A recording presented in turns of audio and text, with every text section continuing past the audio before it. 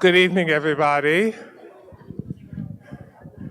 I am very happy that you came back for another great night of boundary work. I appreciate those of you who are continuing to stick through this and come back and be part of the process. I'm Adrian Talley, Superintendent. We are in day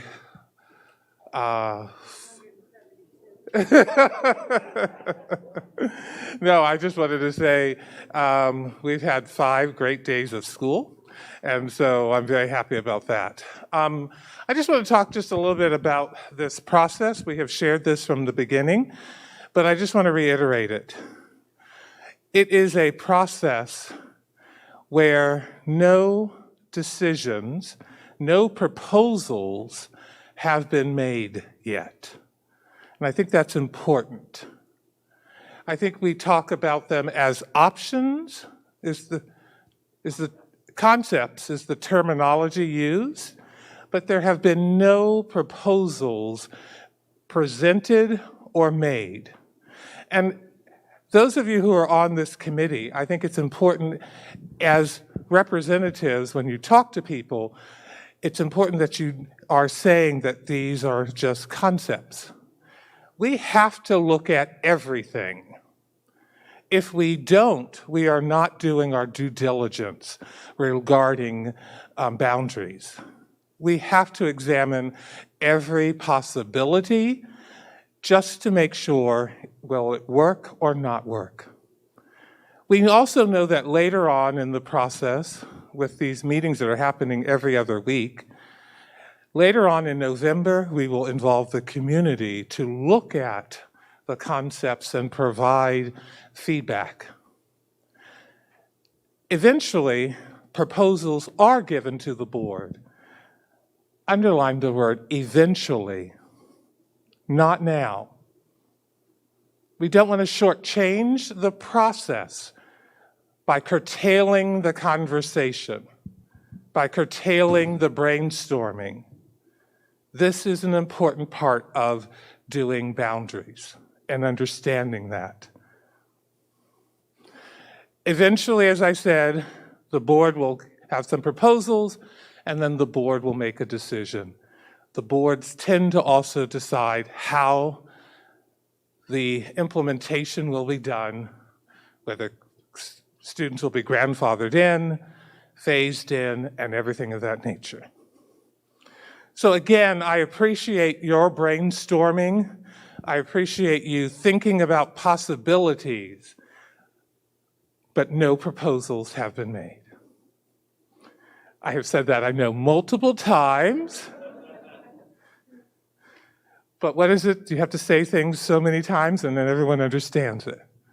Again, I appreciate what you're doing tonight. We have people in the back I'll just introduce very quickly.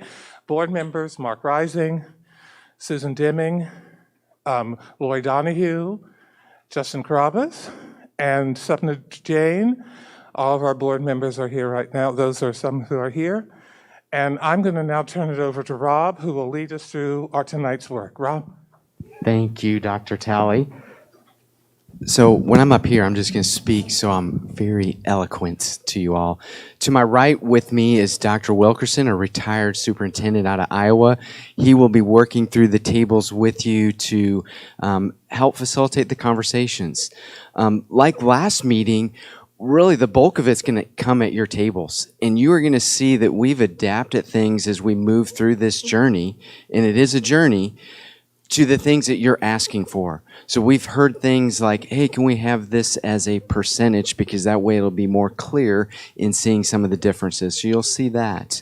You'll see some things on the maps that we've tried to bring forth that, again, get at some of the details that you have asked for in being able to discern how well are we hitting those guiding principles, how well is it being met with the prioritized boundary criteria. So again, you just got a snippet of the information before this meeting that kind of gives you an idea with the data behind that. But I do want to focus on a few things to expand on what Dr. Talley spoke about this evening. And the first thing, for administrative purposes, remember we use a tool through your cell phone. So if you can get your cell phone out and type 2 2s, 3 3s, same number that you typed the last time, so it should automatically pull up. And then you type in the words or the letters RSP and then meeting, MEETING. And that should get you in, so you'll get some sort of screen that says, hey, you're here. That gets you ready. Don't click on any of the links that are in the link that says you're in that poll. You'll respond in the text box below that. So that's the first administrative thing. If you remember, we have this process, and Dr. Talley mentioned that we're working our way through. It's November when we will have public inputs, and we'll push more of that information out. I think the district's been working on being able to have the spaces in the high school, have the times, coordinate with the high schools to be able to have the space available, with the idea that we'll be able to do this in person. We'll also, as I mentioned last time, be able to flex to do some of this stuff online if the ability to meet in person gets restricted. So again, here we are in meeting 4. We're about halfway through our meetings with what we've been told to do from the Board of Education. Remember, everything's tied back to what our roles are. We've talked about that ACE concept, how it rolls over the entire process.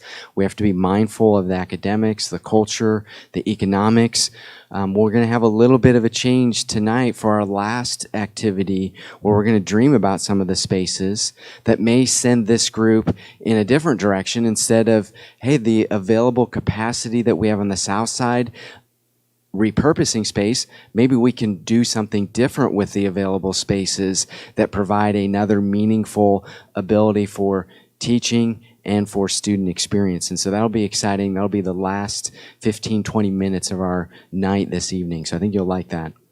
If you remember, we had these guiding principles. This is what the Board of Education, as they're sitting back there, they remember all of this, that we set certain things that were the bumpers to the process. I won't read all of these, but this, again, contains why we're here.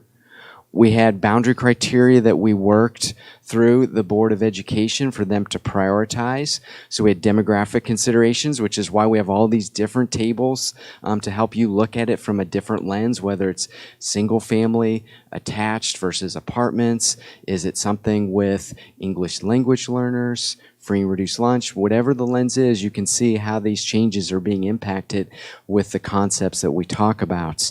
Neighborhoods intact, that goes back to how we've categorized things. I know there's been some issues about different subdivisions and which plat and whatnot.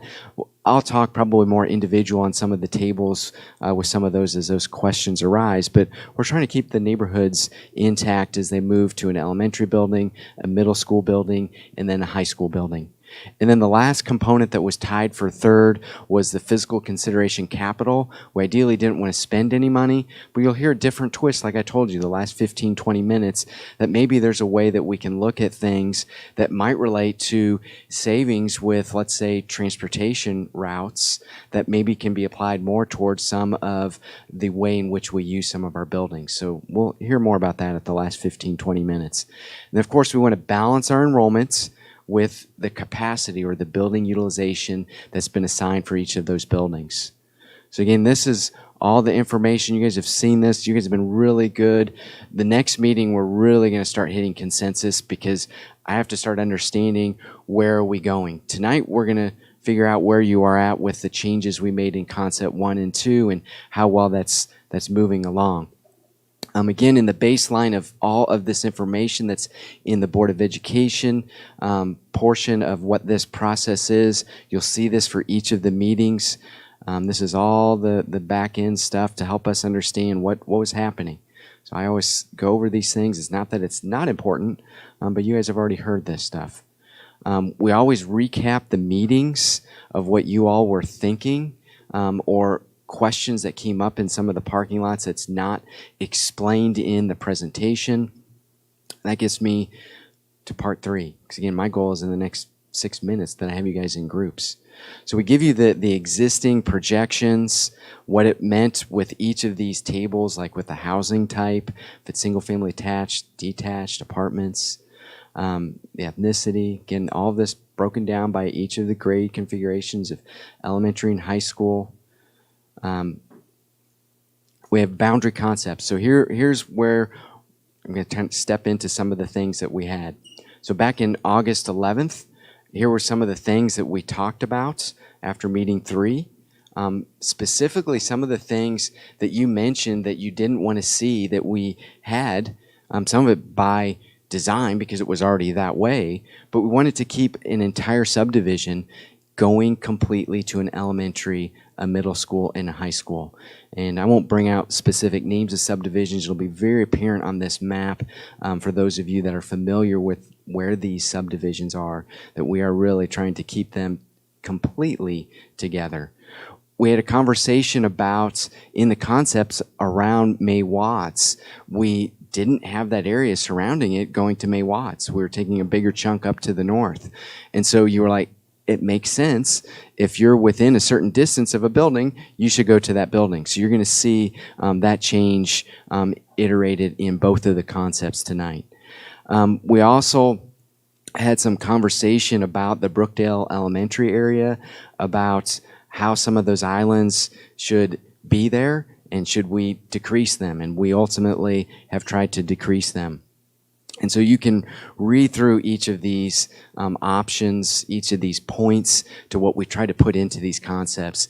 And I really, truly believe you're going to see that we're listening to what you have, and within the parameters of what the guiding principles are or what the boundary criteria is, we're looking at those data sets. We're really trying to move things as you all are seeing those informations.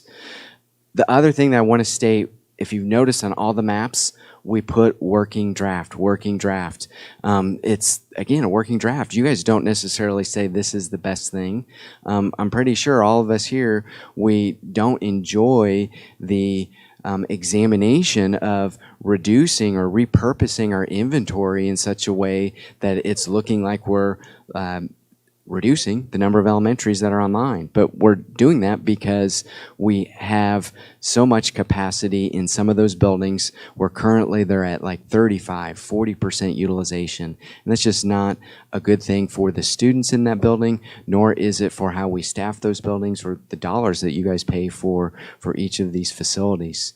So the starting point in concept 1, here on page 58, you're going to see that in this concept, we stuck with where we were last time with eliminating 2 buildings. Now, these may not be the 2 buildings. Let's say we go forward and we're saying we need 2 less buildings on the south side. These may not be the 2 buildings. There would be a whole nother process that we would need to talk about on which buildings would be the buildings that are repurposed. We just use this for illustrative purposes, that we have so much elementary capacity. As we have defined capacity in each of those buildings, we know that there's 2 buildings that can come offline, be repurposed for other programs, and we still can carry on with the high quality elementary programming that you experience in each of those buildings. We also have tried to minimize the broken feeders, and we have kept a complete feeder. That was something you guys mentioned last time. Ideally, if we have any break, it's not between middle school and high school. So each middle school would completely feed into the high school.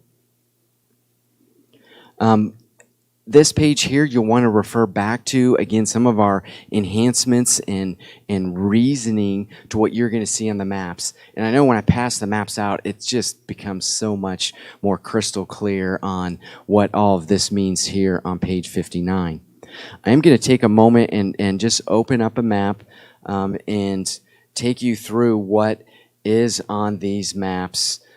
Again, very similar to what we've been presenting to you at the last 2 meetings. Lots of information. And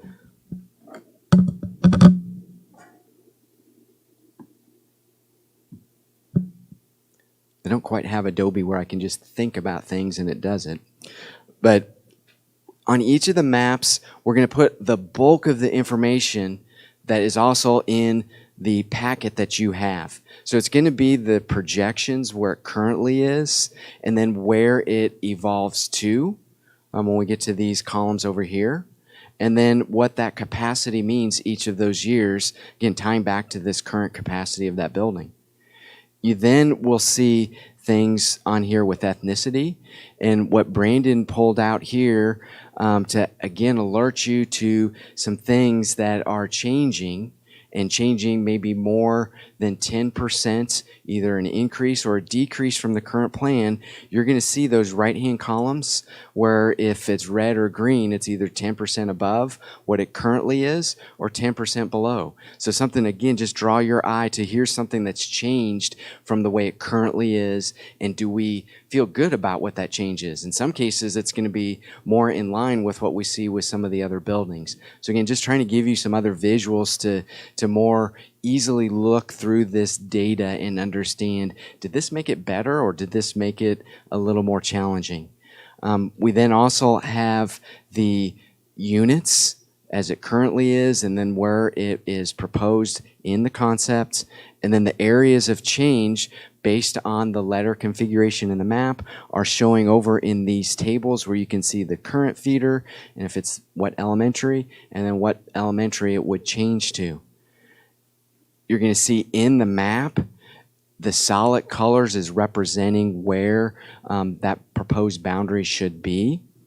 And as you recall, some things we just can't change. Like Longwood is what it is, right? If it's a 400 student capacity, we can't really do too much about trying to expand that boundary. But you're going to see what it is being proposed, and then the areas that are changing are these different letters that you see, like AV20 or WV20. So again, everything tying back to the building number and where it was and where it could be. So that's the maps again. I'm going to come back into the presentation, give you a quick overview of Concept 2. Some other things that we changed in the feeder so you can see how things fit together. This ideally, since we were trying to create a middle school to high school complete feeder, we're starting on the left-hand side. Here's the high schools, and then as you move to the right, you're going to see the middle schools. Orange boxes are going to mean where we have a broken feeder. So Longwood Elementary is split between Granger and Hill. Georgetown and Owen are split between Fisher and Still. Couldn't quite fix those. Again, when you look at the maps, you're going to see some places we just can't get that complete feeder, specifically elementary to middle school. Really challenging with where the buildings are located, where we have enrollment, and again, trying to fit with these guiding principles and boundary criteria. You're going to see some other things that we changed here on page 61. Those that are in the darker blue color are what we evolved from concepts last week or 2 weeks ago, things you wrote on the maps, things that you put in sticky notes, trying to move this toward a plan that actually makes more sense towards these guiding principles and boundary criteria.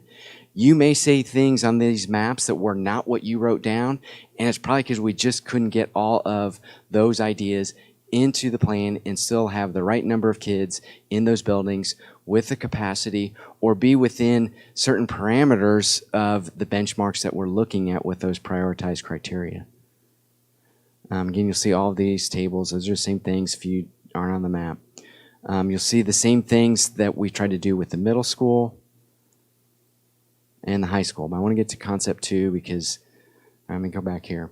So then I always try to have each of the concepts where we list the guiding principles and if a check mark if we've met it. And again, have we met it as completely as you feel? That's where you need to pull out those particular components. If you don't think the emerging growths were assigned an attendance area, bring that to our attention. We got people from the city of Aurora, city of Naperville. They can provide that type of insight on that particular item. We also have put how does it fit those boundary criteria? And we've made that decision. So RSP, when we say it's highly or somewhat, that's from our perspective of doing this over the last 18 years with what these guiding principles are, the boundary criteria. How well do we think we're in line with what we've been set to do in this process? Again, you can debate that. We encourage that because there may be some things you see as the residents here that we're just not seeing with the data or how we drive around. We then also have listed off each of what we're perceiving as benefits or potential drawbacks. And some of those drawbacks just might be in sense for Concept 1, we're repurposing two buildings. The drawback is we have two fewer buildings, and people aren't going to like that we have two fewer buildings, right? So how much of a drawback is that when we look at what this plan does may be different from the lens that you look in. So again, we're trying to do that with each of these. So concept two, what you're going to see is we try to flex some of these choices between what Nequa and Wabunsee could be. We had some limitations with where the middle schools are and how do we push them in to get that complete middle school to high school. And so in concept two, just like last 2 weeks ago, we still don't have a complete middle school to high school, but maybe you like the way the high school actually looks in concept two. So we're going to try to vet that out of you this evening. So that's one of the big differences between concept one and concept two. The other is in concept two, we're only repurposing one elementary building. And I want you to keep in mind that as I work you through this evening, really starting at 7 o'clock through 8 o'clock, trying to get you to look at concept one, concept two, come back to see what other people, because we'll be switching between two tables on looking at concept one, then looking at concept two. What do you think about what those people were saying? And then we're going to have the next 15 minutes where administration is going to talk about, hey, here's another way we can look at some of this available capacity, available space on the south side that may be something that we could consider. Again, it's just like what we're saying here with concepts. They're concepts. They still haven't quite vetted all the things out. Do they know, is it going to be $500,000 to do it? Is it 200,000? Is it $1 million? Some of these things we don't know when it comes to the repurposing of those spaces, but we thought it would be important, as Dr. Talley has mentioned, we don't want to leave any stone unturned. And so if we think about how capacity could look in some of these buildings, it may change the appetite of having to take one or two buildings and repurpose them.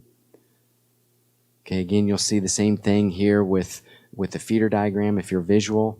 One of the things as I move through this and get to really this activity, one of the things that we think you're now ready to do is when we pass out the maps, you're going to get at each table one elementary, one middle school, one high school map. And so when we get them passed out, you can look at them at your tables. We have tape up here, so maybe you want to go over to the wall and tape them up where you can, where there's space available on the wall. This blue tape shouldn't take any of the paint off, so maintenance will be happy about that. But that may be an easier way for you to see how this transitions from elementary to middle school and high school. Again, you'll see the same thing with the guiding principles, the benefits, the drawbacks. We'll come back to that capacity thing. So what we're going to do now is we're going to pass out the 3 maps at each of the 10 tables here. And then I'm going to set my timer, and I'm going to, you have to look at the elementary, the middle school, and high school, and we're going to rotate through all the tables. And when we get to 20 minutes, I'm going to have you then go, if you're in concept 1, you're going to go to another table. If you're in table 1, you're going to go to table 2. If you're in table 2, you're going to go to table 1. So you can see then concept 1 and see what were people thinking about that. Do you like this? And then we'll have a brief report out, and we'll have 4 questions for you to answer. And then we're going to get into the what I think is going to be the fun part. How can we maybe look at some of the space differently so we maybe don't have to consider repurposing buildings? So we're going to pass these maps out and let you get to work.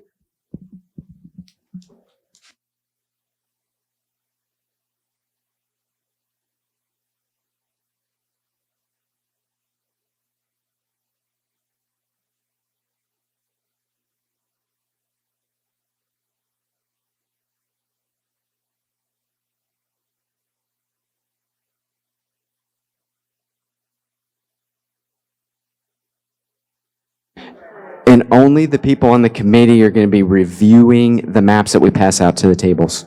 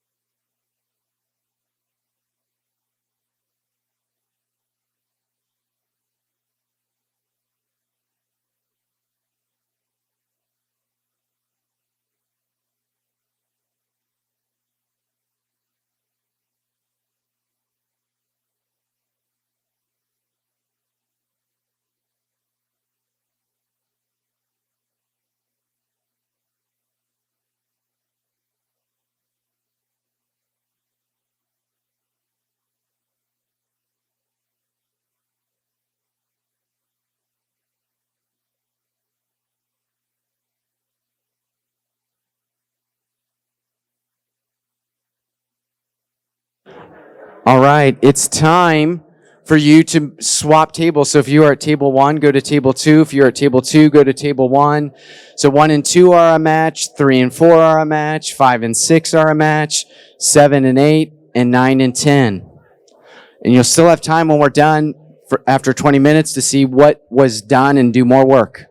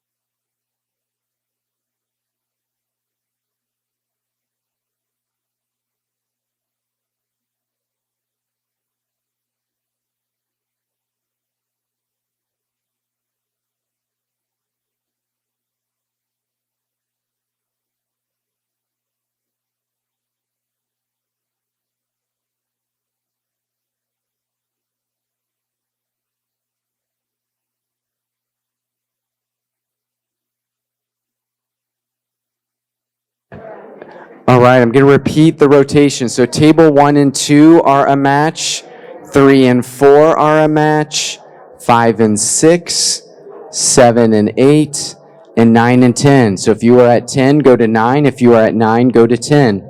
Same thing with each of the other tables. Also, if you are needing water because you're overheating with your mask, over here by the restrooms, there's ice and water. Feel free to get that. Keep hydrated.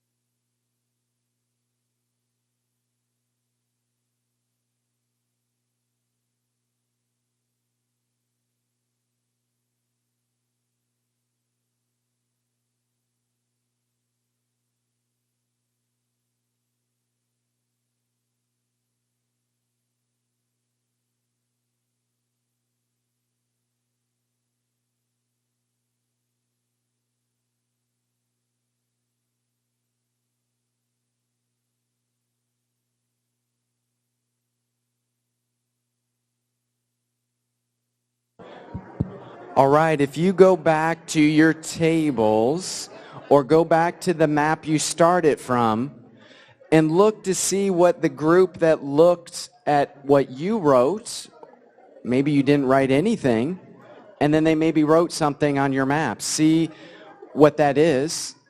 I'm going to give you 5 minutes to look at that, and then I'm going to give 4 questions, and then I'm going to give a mic for each table to give a quick shout out to what they liked about what they saw tonight. Then we're going to let the administration talk about capacity. Can you speak briefly about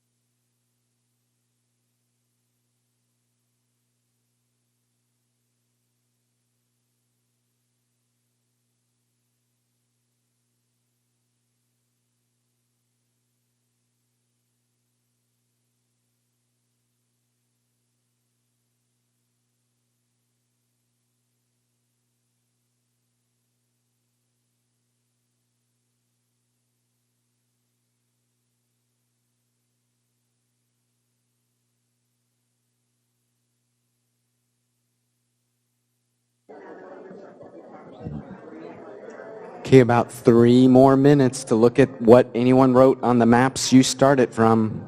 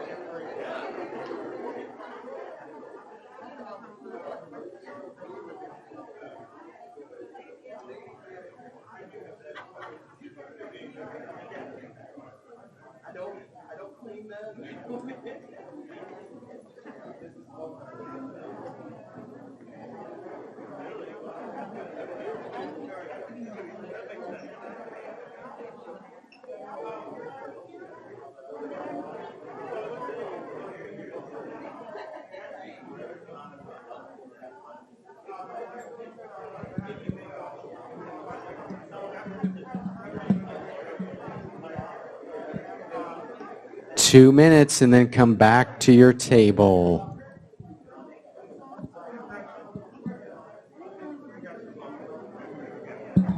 that is a Obama right there.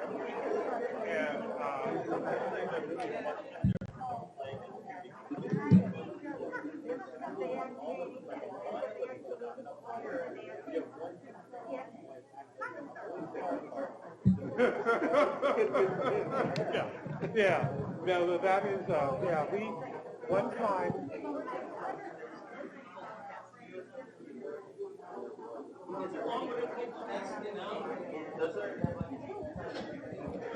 1 minute. Probably start making your way back to your table. Pick your cell phones up. 4 questions. And then we get to hear about capacity.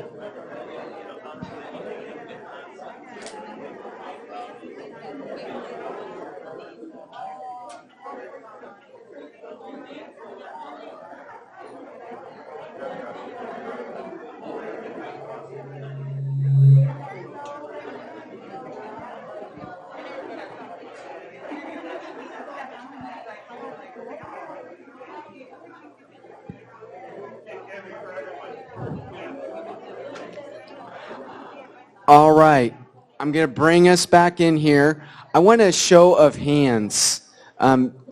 My team, we always think we're making advancements toward what has been written on the maps or what you left on sticky notes? Can I have a show of hands? Are you seeing that there's work being made to try to adapt what your thoughts are in these maps from when we started 2 meetings ago? Raise your hands if you see that. Good, all right. Good. A good majority of you are raising your hands. And I appreciate that because we really are trying to the best of all the things that we're working with to get you something that's going to move this when we get to those public inputs that we've answered all the different questions.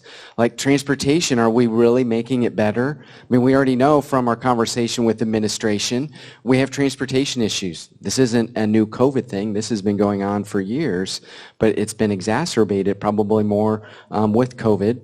But let me ask a few things. So I want to get a sense of what you're thinking about in these 2 concepts. We have 2 buildings being repurposed or 1 building repurposed. I just kind of want to get a sense of where you are with, in order to better utilize inventory, do you understand why with the given parameters that we've had the last couple times that we've been looking at repurposing buildings? And repurposing could mean a lot of things. So some of the tables were like, what does that mean? Does it mean the building goes offline? Could. Does it mean that there's other educational programming that's in that building?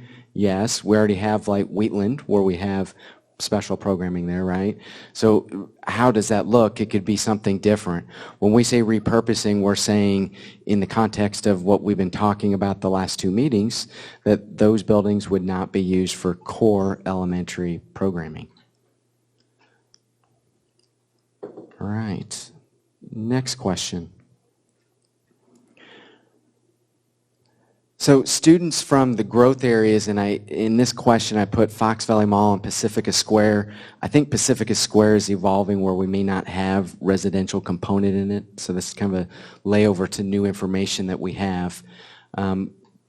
Where are you ideally thinking these kids that are yet to be there because we're still in the process of building that?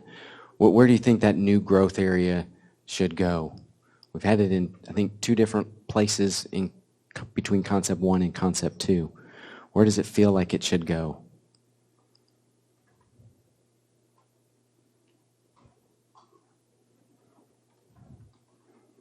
And I'll tell you, doing all these processes, it's always easier to move kids that are not yet there in those locations.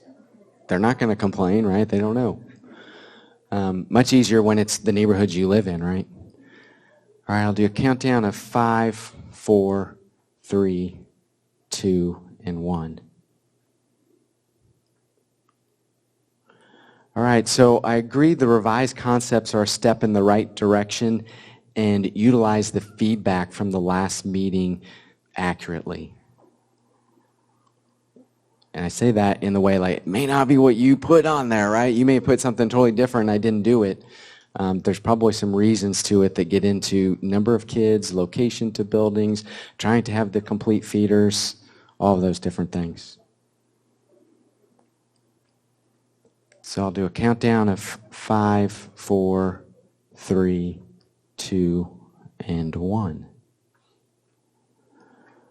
All right, now I just want to get, which concept do you believe exhibits most of the guiding principles, the boundary criteria to get us, let's say if we were to go to the public community forums next week, which one best exhibits more of what we think the board is asking us to do as a group?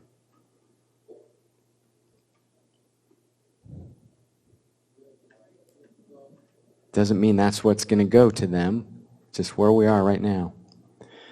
I'll do a countdown of 5, 4, 3, 2, and 1. So a little bit more towards concept 1. All right, I'm going to go back to do an introduction so we can get the administrators up here to play a video.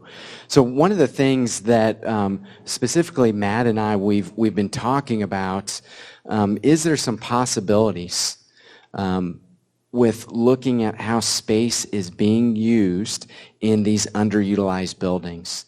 And so as we started talking about this and investigating things that maybe have been spoke about over the years, we found there were plans for 2 buildings to have additions. So we had Longwood and we had Brooks for plans that we could maybe do some classroom additions onto those buildings. We also had some conversations, if you remember at the last meeting, we were like, hey, is there some other ways to use space like STEM, innovative program space, more conference rooms, things that maybe we can have multiple elementary buildings where you come over to a building to utilize some sort of resource, kind of like a field trip. And so this page here that's in yours, this kind of introduces what we're going to hear and see from the district on maybe some different ways that we can look at some of those spaces. And if that's something that has some tangibility to it, is that where we evolve something that becomes what I would say is concept 3, specifically at the elementary level, because if we don't have 1 or 2 buildings going offline, it looks a little bit different for the elementary spaces, maybe has an impact at the middle school as well. So I'm going to let you guys dig in and do what you guys need to do.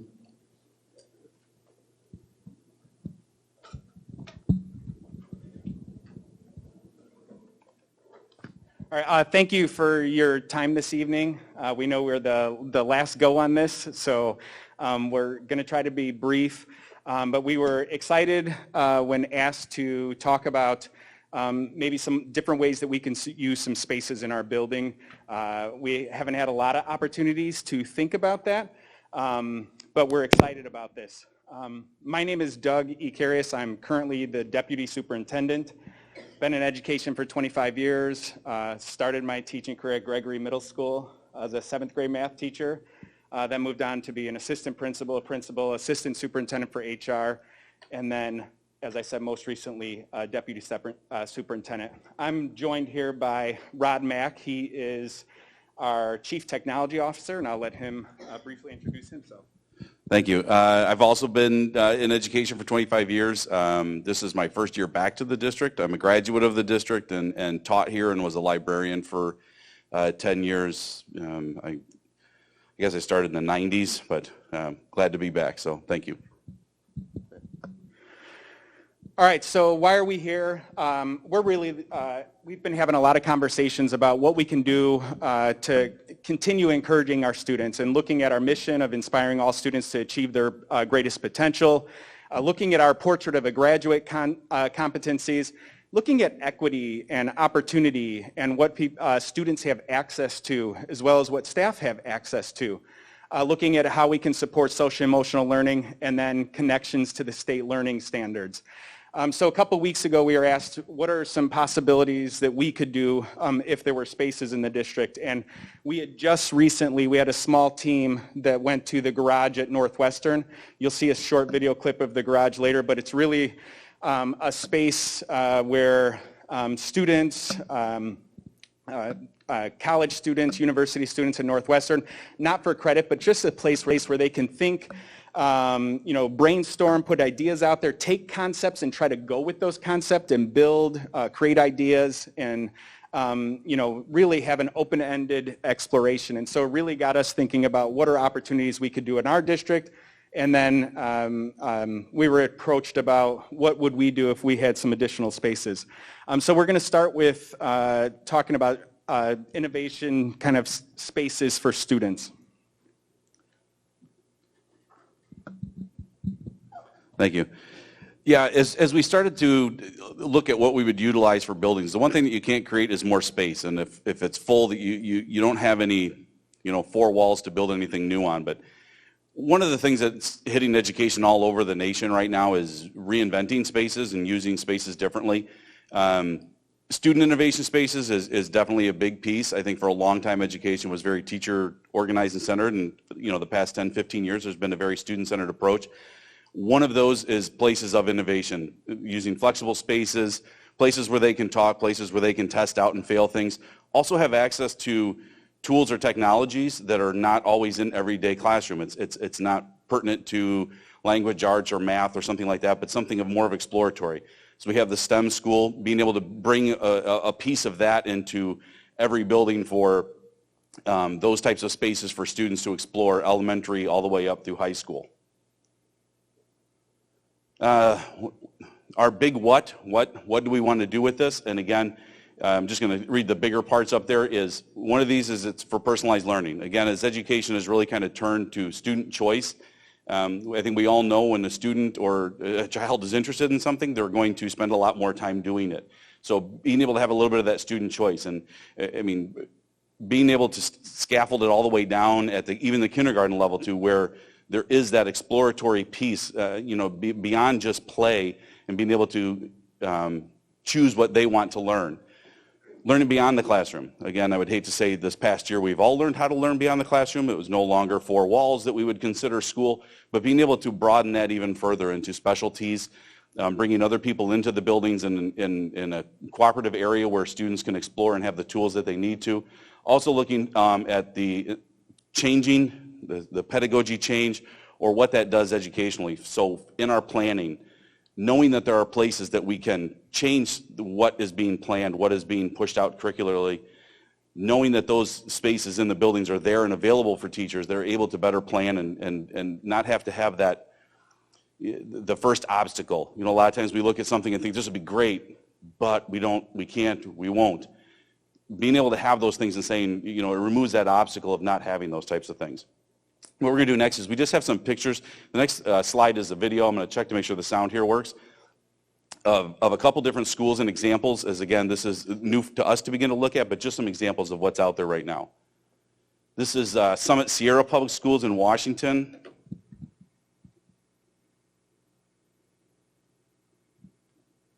Oh, you set it to click, didn't you?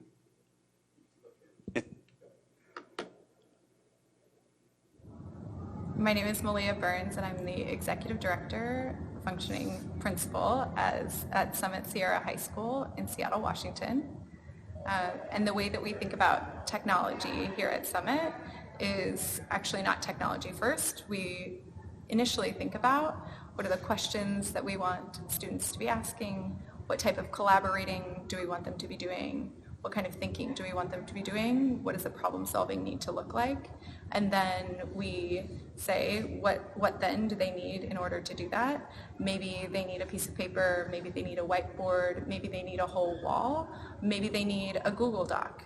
And the fact of the matter is that oftentimes a Chromebook or a laptop can allow for the type of collaboration and thinking and access to resources that our students need in order to drive their own learning and become self-directed learners. And we think very similarly about space. Our vision is that we start with the same questions with regard to space. What kind of thinking do we want our students doing? What kind of collaborating do they need to be doing? How can they make choices about how they're using their space based off of what their learning needs are? And so our hope is that by senior year, our students are able to do a lot more of that decision making for themselves, very thoughtfully and strategically aligned with their learning goals.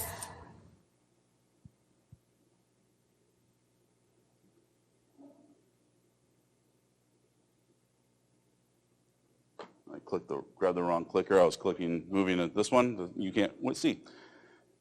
Another one that's actually closer in our neck of the woods is at IMSA. It's called the N2. This is an area that it was given by a donation, but they created a place with, again, these collaborative spaces in mind. The space is actually used by IMSA students, but it's also rented out to companies and corporations. Companies that they rent it out for months at a time to come and because of all the tools and things that are available. These are just one example of something that's a little bit closer around here. Again, you'll see different types of tables, easily connected TV monitors on flat panels where you're not pushing things down or waiting for everything to connect. There's Aviation High School. This is in Seattle, Washington. This is actually a specialty charter school that is actually students who are going into aviation or aeroscience. But the one thing we wanted to point out here was, again, just reimagining spaces that we currently have. Just putting some flexible type seating in an off area at the high school or in a wing, or even taking the walls and making them white walls. right on, right off walls. Again, here we taped up hundreds of pictures. There's bulletin boards, but having that capability where students just can go up. We know they all carry a phone now. Take a picture of their notes when they're done, or the collaborative work that they did when they're done. It can be wiped off at the end of the day. So just creating spaces like that. Elizabeth Forward School District in Pittsburgh. The reason this is a big school, if you go visit their website, they have a lot of video links of what they've done. They've done some amazing stuff. They've taken rooms and then they called them dream hallways, where they reimagine the rooms and do something very similar where, I'm not even sure if they were going through the same thing, where they just tried to reinvent some spaces. But they reinvented the rooms. They have students talking about how they use those rooms now differently with different tools in them, from coding and all types of technology, even to just collaborative and innovative spaces through makerspace labs, things like that are there. Here you'll also see in theirs they have not square or round tables like we have, but they have tables that can tussle. They can be moved. They're lighter. They actually can be moved easily. Also different types of flooring to where it's a little bit easier to move chairs on this than it is in carpet in some cases. South Fayetteville, 3 things to point out here. You can also just take regular walls, not if they're cinder block, but you can paint, no one would make that mistake. Leaves a lot of little dimples behind, but if you do have drywall areas, you can actually put on whiteboard paint. Again, an inexpensive way to change a space around. Stools that stack underneath tables that tussle. Here's again just another science lab, but again a different type of table where those wings can come up for someone who might be doing something a little bit larger and they need more space. Right now they're kind of they're stuck to their 24-inch by 24-inch desk in most cases. Another thing nice here is they have electricity hanging from the ceiling. Again, as we're now more of a one-to-one and things like that, sometimes for charging we can't have cables running across the ground. Just simple changes in how we do things in some of these spaces can make us more innovative. St. Vrain School District in Colorado, they have a nice mobile lab. We're not asking for an RV. The main reason here is is the Oculus, or the virtual reality. Having a place that's safe in a building. Right now, definitely to elementary, I was an elementary librarian for a long time. That's the hub in the building. A lot of people come there.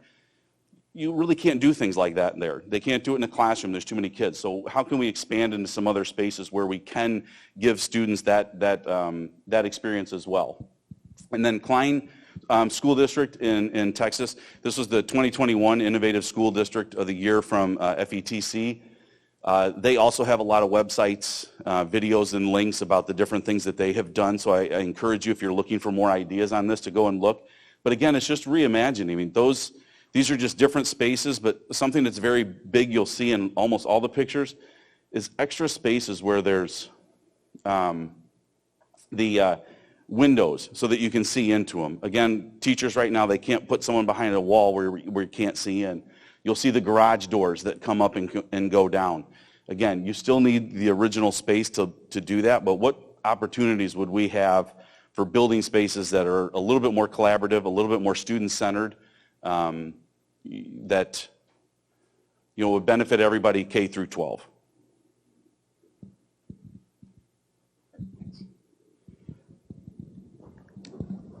All right, so the second concept we discussed was just a professional learning space. There's a lot of school districts that are in all different places with their funding, with where they're at with their buildings. If you go on Twitter, you'll see, like District 207 just built a new building with a whole collaboration space and innovation space. I think District 112 did. Districts are all in different places looking for what can we do to help students collaborate? What can we do to help staff collaborate? What can we do to really spur the imagination, the creativity, the problem solving, the design thinking, all those types of things. So the second concept we have is what can we do with our staff, where our staff could come to a place that's a comfortable place, that's a thought-provoking place, that really can allow our staff to think innovatively about how we prepare our students for the future and what kind of opportunities can they have. Also a place where they can experiment with things. Our teachers want to be the best in front of students, and so a lot of times they don't want to just try it for the first time in front of students. So can there be a place where they also try new things so that they feel confident in those when they go with the students? So we're looking at all different opportunities like that. So we would look at a place with flexible spacing, social space to expand ideas, demonstration classroom and ideas, encouraging creative ideas, and then just a safe space to experiment with new ideas. So this expands on our professional learning networks. We have teachers who teach similar things that might get together. Those opportunities to get together can be very challenging. If there's someone from Nequa and someone from Matia and someone from Wabanzi and trying to get them all together, it might be once now, maybe again later when they have that opportunity. And so really trying to find what are those opportunities. And we'd love to have a space where people can just come to. If it's open at 5:30 in the morning and people want to go there, have coffee, use the whiteboards, think about how they can really work together to support students. Just thinking about supporting students for the future and supporting their personalized, not only the personalized learning for students, but their own personalized professional learning. So some of the things we looked at were corporate places, but we also know that there's school districts that are moving in this direction as well. This is Adobe, and you'll see just the different opportunities they have with flexible space. You'll notice like just the separated room in the middle. It's got glass walls around it, which they can both write on the walls, write on the whiteboard. They have the TV there, but it's nice spaces where if they need to separate from the rest, but still a lot of action going on. Which also encourages that thought process, but it also gives you ability to move to other spaces and to change things. Some people, everybody learns and likes to discuss things in different styles. This is Google. They have multiple locations, and you'll see just more, some of them as, having coffee available and having little seating arrangements available and things, how you can move things around. But the big thing that we notice, and that's why, some of it's like, you can do things for a low cost, and then there's things where, depending on what you have, you can do things for more cost. Some things that we see that are just even getting a lot of whiteboards and a lot of thought spaces, making those rooms, open for that collaboration and creative opportunity. This is Yorkville 115. Near us, you'll see, things on the wall with inspirational things on the wall, but comfortable, access to technology, access to, just being able to create different group environments and adjusting, whether you're going to have 4 people, 8 people, 10 people, whatever that's going to look like for that environment. Launch Digital Marketing, that's right here in Naperville. You'll see, different corporations do different things. This one has a ping pong table, and then different chairs there. Think bigger up on the wall. But then once again, flexible spaces and different locations that groups can go and work, whether they need some privacy from that group, but easily to break off into different types of groups. And so if we had a building that had 3 or 4 rooms that we could take and make one that's more like a project lead the way, where you have a couple different modules where teachers can experiment with different things that might be thinking about including into the classroom, and then other areas just to think about other opportunities that they would have to engage with students. And last, this is just a brief, it's the last video we have on here. It's just about the garage at the Northwestern, so you get an idea of what they did with their space there.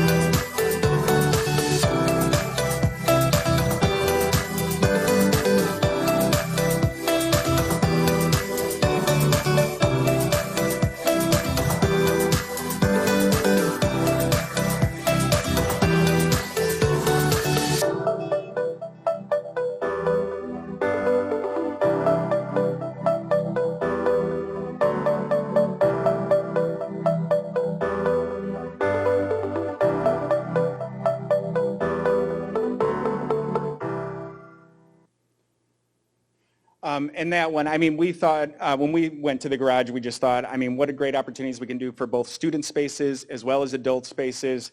You know, we really thought right away about we could, I mean, immediately start looking at how can we make whole rooms, you know, whiteboard rooms and make them better spots for groups to break off and work together. How would we get there? Once again, these are just concepts, ideas. We've met with small groups of people to think about what could we do with spaces. And researching places. Obviously, we would want to focus on our mission to inspire all students to achieve their greatest potential, looking at our portrait of a graduate, social emotional learning, equity, and we really think about opportunity with that and how can we provide opportunities to all students across our district.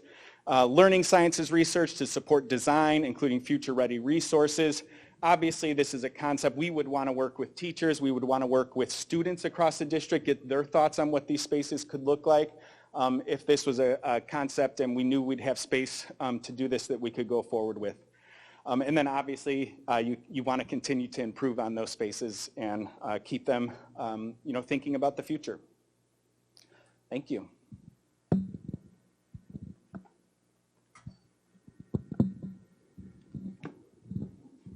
All right, so I got to speak fast. We're over our 8:15. So I heard two things that I wanted to quickly give you an update on. One, there were questions, hey, with all this COVID, how are these numbers that you're projecting, will they be right? How did you guys look at that? If you go back to our first meeting, we talked in detail about our modeling and some things that we tried to put into effect with these numbers, knowing we were seeing more house sales and what that might mean for a turnover and a regeneration of students. So we tried to factor that in. One of the options the district has here as we get to our fall housing count, which is October 1st, is a revisit. Did some of these COVID things play out the way we thought they would, or did it go a different direction? We already know homeschooling has gone from nationwide from 2 million to over 5 million kids in the last decade. So there's a lot of changes that are happening that we can control and that we can't control, and we're trying to put those into our numbers. The second that I heard that I wanted to make an announcement on is what Dr. Talley started with from the perspective of grandfathering, student options, phasing. We as a group, we don't have to worry about that. That's going to be something that goes to Dr. Talley and the board to make some sort of recommendation. We're trying to create a plan that will best meet the guiding principles, the boundary criteria, so that we have the right number of students, right type of students in each of the buildings at each of the levels. I'm not going to take the time to plug my computer back in. We meet in 2 weeks, September 8th. And 6:30 to 8:15. Be prepared for specific questions. I'm going to move you on, do you really like something in concept 1 or concept 2, or how do we move from either of those? Thank you. Dr. Talley, anything else you want to say? Thank you very much. I appreciate all of you sticking through to the very end. Remember, these are concepts. Have a good night, everybody.